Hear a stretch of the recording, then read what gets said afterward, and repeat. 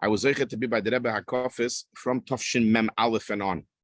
I was in New York for some of the other years. There's a picture that was just recently published of me getting lekach out of Kippur, Tafshin Lamed Ches. So we were around, but I don't think I was back office. I was probably too young.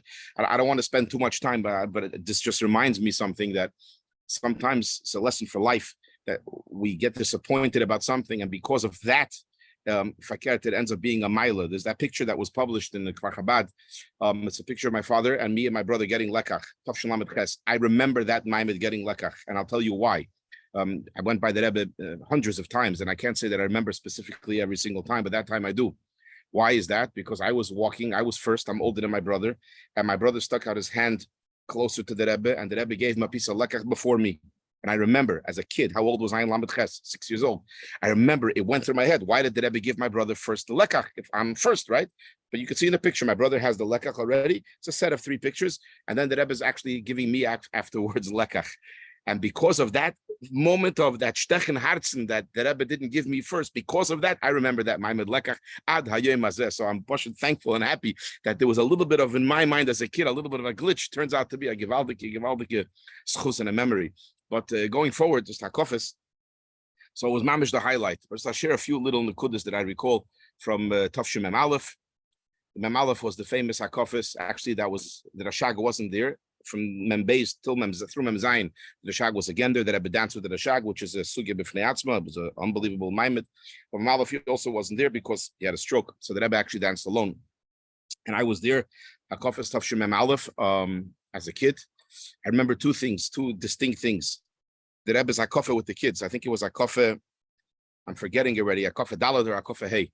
That was the hakofe with the children. And all the descriptions in the Yumanim are how the Rebbe's face was glowing. And some of us, but you read a Yuman and you were by the Rebbe, you don't always believe everything that it says when it comes to the Hedgeshim and the descriptions. But specifically this case, I can tell you, the Rebbe's face was literally glowing. I picture myself standing amongst the children, the Rebbe holding the Sefer Torah, surrounded by kids, not just surrounded, being pushed around by the kids. Literally, the Rebbe was like Hamish with the kids. There was a boy from Miami that they said that he fell down with one hand. The Rebbe picked him up, helped him up. They say, this is what they said, B'shayte Levi Rod. It's a kid from Miami, Yaman today, obviously. The Rebbe helped him up. They were singing Utzoetz of the Sufar. It was a tremendous, tremendous kiruv from the Rebbe with the children, to the children. And this leads me to that particular zikaron that I want to mention, which touches me every single year, not because it was something specific, because I was part of it. So the place that we had, the children, me and my cousins, we used to sit in front by the Aron Kodesh on those boards there that they used to put on top of the shvil. When the Rebbe came in, they would cover them with boards. So kids would sit there. So at the end of our kofis, the Rebbe came up, and the Seder was, maybe it started in Mem Aleph, they used to sing Aleinu, like as if they were like a camp or a kids rally. Aleinu, the whole 770, the Rebbe would turn around. Sometimes he would make with his hand, sometimes not. But towards the end of the whole hakofis, the Rebbe turns around, and he looks straight at me, and he points to me like this with his finger. Come here. Kimuvan, that I ignored the Rebbe, because the Rebbe is obviously not pointing to me to come, or me I need. Goes by a few moments, and the Rebbe does the same thing again. He points again to me, and he tells me to come to him. Again, I ignored the Rebbe, of course. And then the Rebbe turns to Rabbi Gron, and he whispers something to him, and he comes over to us and says, the Rebbe wants all of us, all the children that were sitting over there, to come sit right next to the Rebbe, by the Rebbe's feet. So we all got up, and we all went, end of our kofis, to sit by the Rebbe's feet. I don't recall this was Shmini Atzeres, this was Simchas Torah. And the Rebbe was standing amongst us, I guess probably making with his hand by the Nigunim or Zaleinu, with a big smile, to the extent that some of the kids, Ad Kedekach, we know that in Lubavitch, it's also betachlis to give the Rebbe a hand. Only Fremde didn't give the Rebbe a hand. But some of the kids, there was such a tremendous emotional kiruv and hergish to the Rebbe. They went over to the Rebbe. I didn't even know who they were. And they gave the Rebbe Shalom Aleichem. I recall the Rebbe with such a smile, standing on his place, giving the hand back to the kids, mamish, as if this was the most normal and expected thing from the Rebbe to the children at that time, to give Shalom Aleichem to all those children. And this is a tremendous zikaron that I have, just a personal zikaron from hakofis. They say another thing, this I don't remember, when the Rebbe went to the first hakofah. So I was a kid, it was my first hakofas by the Rebbe, and I had to go to the bathroom. And everybody, if you remember, used to jump up on the tables from the front of 770 to see the Rebbe dance the hakofis. In those days, the Rebbe was on the ches, was lower than in the later years. So I took the opportunity. The floor was empty, so I went to the bathroom. By the time I came back, everybody was back on their place and the Rebbe was already there. So this I recall. They started to, who are you, Shapiro? Where are you going? Oh, you're going up there. So they started to pass me, as they used to do, from person to person. So that part I remember. But the Rebbe stopped and the Rebbe pointed to me and told me to start a niggin. My father told me this, and obviously I didn't start a niggin, but the Rebbe did point to me and tell me to start a niggin. Another quick zikaron that I have, that today was me'usher finally by somebody. That's just a hedgish as a child. I never saw this in the Yumanim, but somebody posted today in one of the groups. I always remember this. One year, the Rebbe was on his way down from the steps after our kofis, or Shmin at Simchas Torah, and the Rebbe stopped in the middle of the steps and he started to announce, to scream loud 3 times, Daloi Golus, Daloi Golus, Daloi Golus. I remember as a kid, I'm just going back as a kid, I had no idea what Daloi Golus meant. I had come from Miami. Maybe the kids in Crown Heights knew this terminology from the Rebbe, and I had no idea what the Rebbe was talking about. I was sure this means Mashiach just came. Right? Daloi Golus, the Rebbe screaming.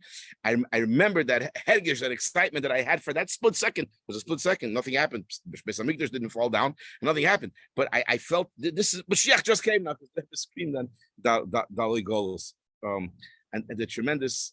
I mean, we could talk for a long time. I'm sure others will talk when the Rebbe would walk with the Sefer Torah, how people would kiss the Sefer Torah, the kids would kiss the Sefer Torah.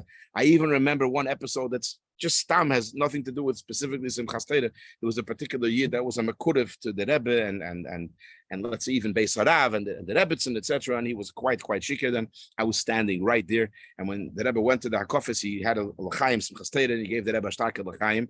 And on the way back again, he gave the Rebbe a starke l'chaim, and he was ganz begilufin. So the Rebbe walked over to him, and the Rebbe started to grab away the bottle of mashke. I was standing there as a kid, maybe Mem Dalet, and he started to struggle with the Rebbe. Finally, the Rebbe got away the bottle of mashke from him, and it was like everybody was like standing around. It was like a whole geschäft. Farbrengen, the next day, the Rebbe came down with the bottle, and when he went by kosher bracha, the Rebbe gave him back the bottle. There's a tape of it, and the Rebbe says, "Fanander teilen to the meilum." So I remember he was also giving out l'chaim afterwards to everyone. And another incident, another little episode that I remember from our kofis that I'll just share with you. There was a bocher, a kid actually. He was a kid. He was my age, maybe a little younger. Today he calls himself the Upper Rebbe. He's a Shmuel Zalman of Zaynikol. It's a whole story how that happened. But either way, he was by the Rebbe that year, Tavshim Mem Daled, I think he was. He had payas above his Yamunke because he was raised by his mother's father, who was Amshin of a Chosed. So Binke Altois tells the Rebbe, he was standing right next to me. Binke Altois tells the Rebbe, das is Shmuel Zalman of Zaynikol. So he wasn't a Chassidish, it wasn't a Lubavitcher, he's just mamish raised by us, Kilo, learned by us as a kid, so he gave the Rebbe a hand. So, or the Rebbe gave him a hand, and the Rebbe shook his hand, and the Rebbe told him, I remember this bizarre Loshen, loud, an Heichafen Kol, was Eiswachsen, a greise Chossid, a greise Yerushalayim, und a greise Lamden. He told him in the middle of our kofis then. So I remember that whenever I tried to convey a bracha of Chossid Shma'im Lamden, that sound of the Rebbe in the middle of our kofis, screaming a grace of Chossid is always reverberating in my ears. Also, once we could talk for a long time. I'll stop in a minute.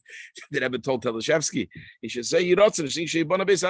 He tells the Rebbe, I can't. There's too much of a crowd. A big smile, like who cares? No matter what, say it anyways. Say Yirotzen anyways. Anyways, what's the point of all these Zichronos? I'm sure you hear from the Mashpiyim that when we know what Hakofis was and what the Rebbe imbued in us during Hakofis for this 48 hours that we have. Tremendous 48 hours that we lived with the Rebbe, basically 48 hours mamish in a 3-day yontiv, 3 days is a pool in Nimsheches. Not just it's Nimshech the Eides, the pool gufes are pool in Nimsheches. That it should be me'ered us, and if we read about it and we listen to others that know about it, it's certainly me'ered us to be able to properly dance by our kofis and properly feel the Rebbe with us by our kofis. There's no question about it. And the Rebbe is with us just now was Nesparsim, was always known, but Nesparsim that settled to Rav Goldstein, all about Sholem, that the Rebbe told him that a Yitracht wegen Madrid, the Rebbe is dear. So the Rebbe doesn't need you to think about him specifically. The Rebbe is telling you, I'm thinking about you and I'm with you together for Yom Tov. Akut Yom Tov, sein alle Brochas and alle Hamshachas.